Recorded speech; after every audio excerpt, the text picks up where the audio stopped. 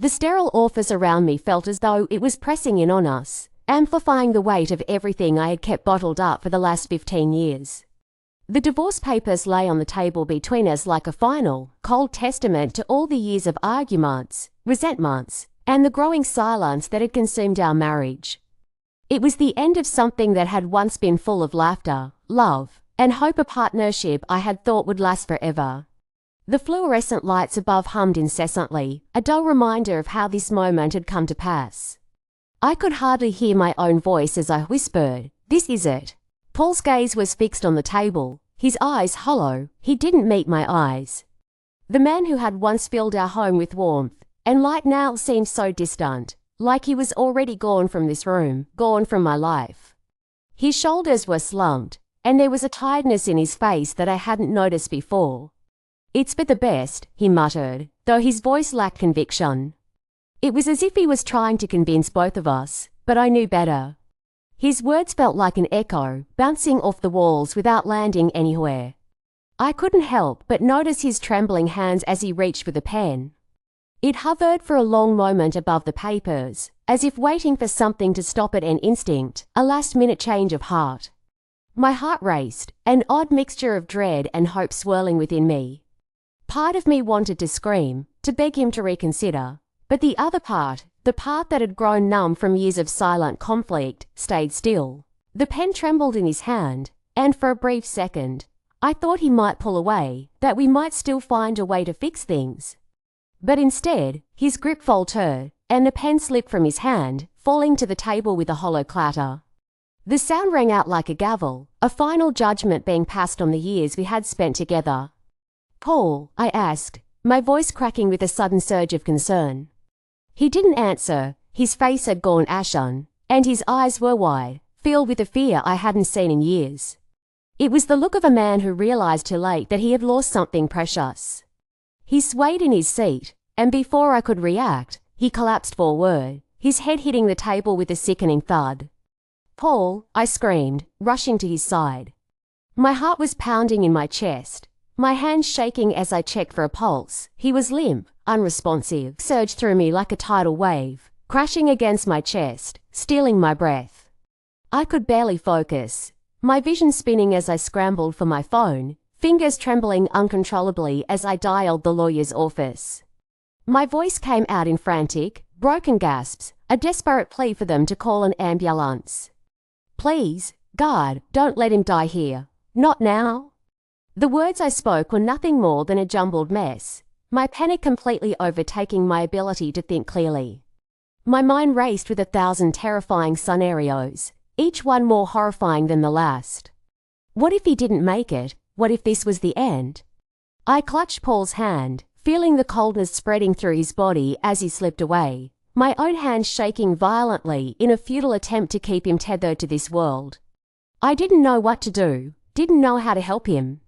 All I could think was that I couldn't lose him, not like this, not with everything still unresolved between us, not with so much left unsaid. The minutes stretched on endlessly, each second a torturous eternity as I waited, the sterile hum of the office lights marking me in its indifference. Finally, when the paramedics burst through the door, I felt a rush of relief that quickly dissolved into a sickening dread. They moved so fast, so efficiently, while I remained frozen, watching helplessly as they took him away on the stretcher. It felt like a cruel mockery. The man I had spent so many years with, the father of my children, was being wheeled out like an afterthought, leaving me to face the harsh reality of the situation alone. I stood there, trembling, in that cold, lifeless office, the divorce papers still lying on the table.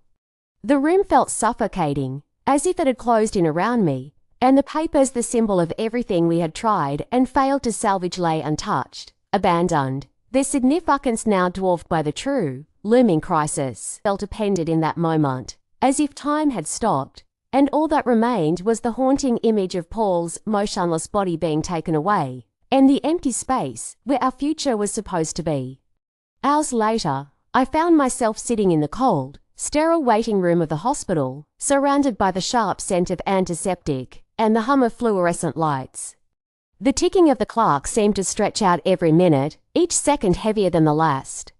My hands were clasped tightly together in my lap, the knuckles white with tension.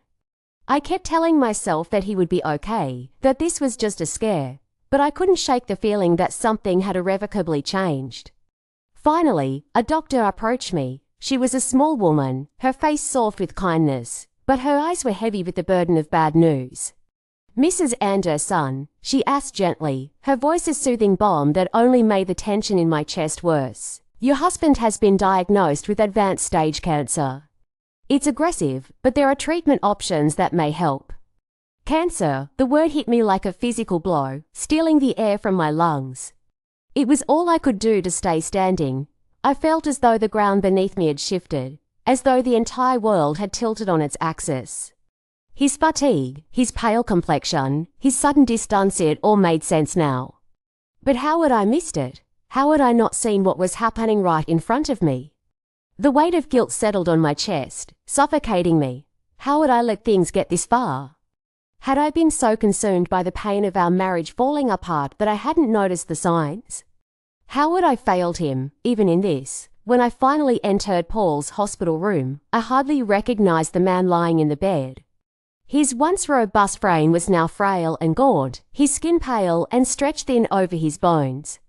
The man who had once seemed invincible now appeared so small, so vulnerable. It was a stark contrast to the man I had once loved. As I approached, his eyes fluttered open, and he looked at me with a tenderness I hadn't seen in years. The walls we had built between us were gone now, and all that was left was raw, unfiltered vulnerability. "I'm sorry," he whispered, his voice weak, barely above a breath. My throat constricted, and tears blurred my vision. I hadn't realized how much I needed to hear those words. After everything, after all, the years of silence, of anger, of betrayal, he was finally acknowledging the pain I had carried. In that moment, all the bitterness, all the resentment, seemed to dissolve. "We'll get through this," I said, my voice trembling but resolute. Together, Paul's lip trembled, and I could see the regret in his eyes. "I don't deserve you, Amanda," he whispered. "Maybe not," I replied, forcing a weak smile, "but we made a promise, and I intend to keep it." The months that followed were grueling, to say the least. Chemotherapy ravaged Paul's body, stripping him of his strength and his dignity. It was a cruel irony that, in trying to save him, we had to watch him deteriorate. As his health worsened, I became his caregiver. I had never imagined that I would be the one to take care of him, that I would be the one to nurse him back to health. But here I was, administering his medications, driving him to appointments, and staying by his side during sleepless nights. It was a strange and difficult transition. In the past, Paul had been the one I leaned on. Now, the roles were reversed. He was the one who needed me, and I was the one who had to be strong. It wasn't easy. At first, the old wounds we had inflicted on each other resurfaced. The silence, the resentment, the pain, they all bubbled to the surface. But slowly, over time, something began to shift. As Paul became more vulnerable, I started to see him in a new light. He shared stories from his past, stories I'd never heard before. He confided in me in ways he never had. It felt as though we were rebuilding something, even if it was fragile, even if it was only temporary. One night, as we sat in his hospital room, the lights flickering dimly around us, Paul made a promise. "When I get through this, Amanda, I'll make things right. We'll start fresh, just you and me." I wanted to believe him. I needed to believe him. It felt like a lifeline, something to cling to in the midst of all the pain. For the first time in years, I allowed myself to hope. But then came Laura. At first, I was grateful for her presence. Laura was the nurse assigned to Paul's care, a bright, cheerful young woman who seemed to bring a spark of light into the dreary hospital rooms. She made Paul laugh when I couldn't, brought a warmth to his days that I had been too exhausted to provide. I told myself that I was glad Paul had someone who could lighten his mood, someone who could help him forget, even for a moment, the weight of his illness. But soon, things began to change. Paul started to lean on Laura more than he leaned on me. The laughter they shared became more frequent, more intimate. I noticed the way his gaze lingered on her, the way he seemed to light up whenever she entered the room. It was subtle at first, just a shift in the atmosphere, but I couldn't ignore it. I tried to dismiss my unease, told myself I was overreacting. After all, we were rebuilding, weren't we? Things were getting better. But the distance between Paul and me grew, and I couldn't shake the feeling that something was wrong. One evening, I returned home to find a note on the kitchen counter. It was simple, hastily written, and yet it felt like the world had collapsed around me as I read it. Amanda, I can't do this anymore. Laura and I are together now. I filed for divorce. I'm sorry. The words blurred before my eyes as my hand shook, my breath coming in short gasps. Betrayal flooded me like a tidal wave, and I sank to the floor, clutching the note to my chest. I had never imagined that it would end this way, not like this. Not with him choosing her over me, over everything we had shared. Paul's relationship with Laura didn't last long.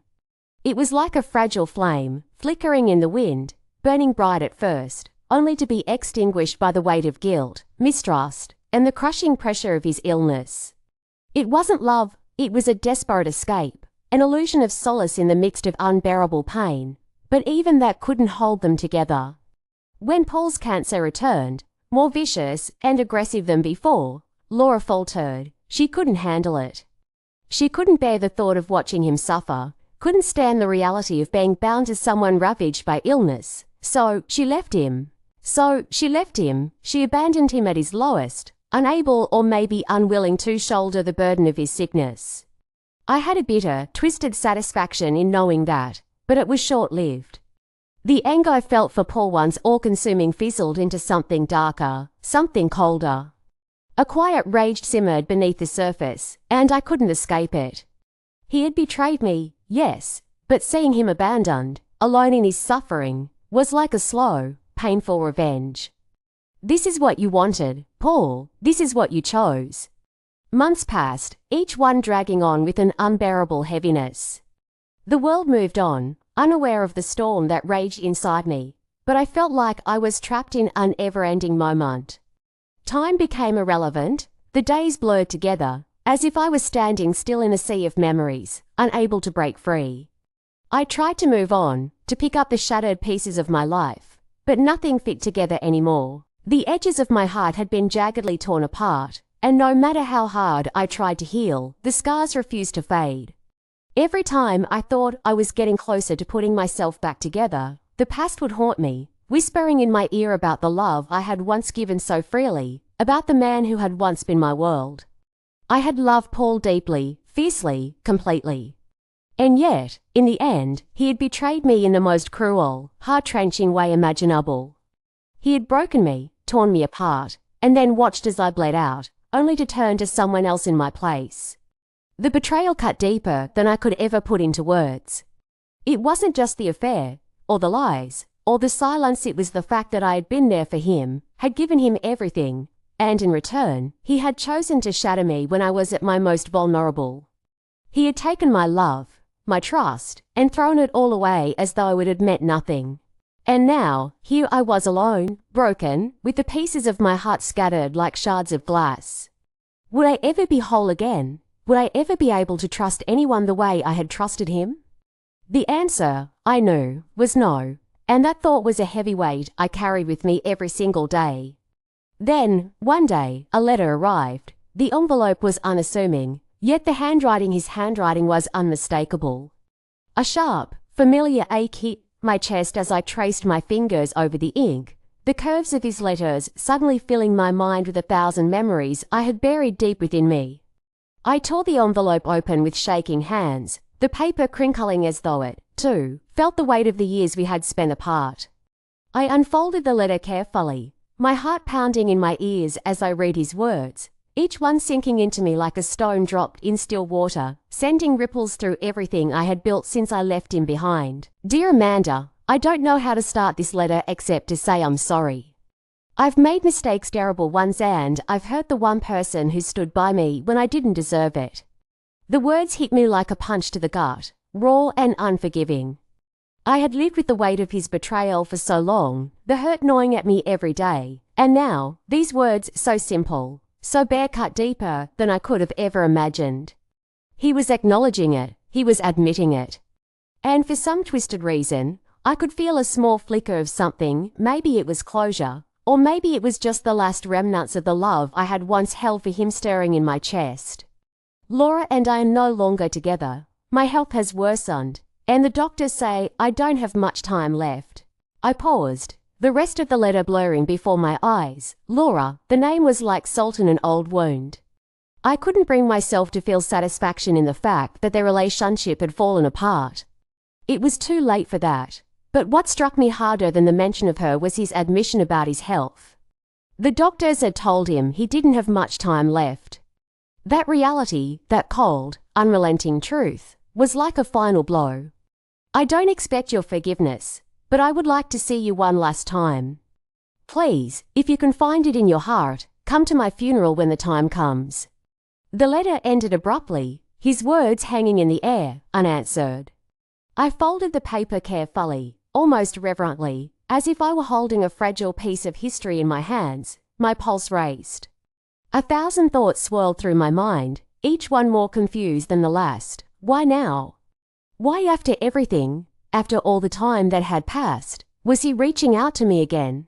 Did he think that the pain he had caused could be erased with a few words, a letter, an apology that came far too late? I let the silence settle around me.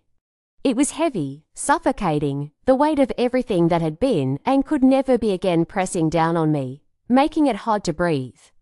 I had spent so long trying to rebuild my life, trying to forget him, to let go of the pieces of me that he had broken. And now, this letter, this final request, it threatened to undo it all. I thought about what he had asked. Come to my funeral. The idea was ludicrous. After everything he had done, everything he had put me through, why would I show up?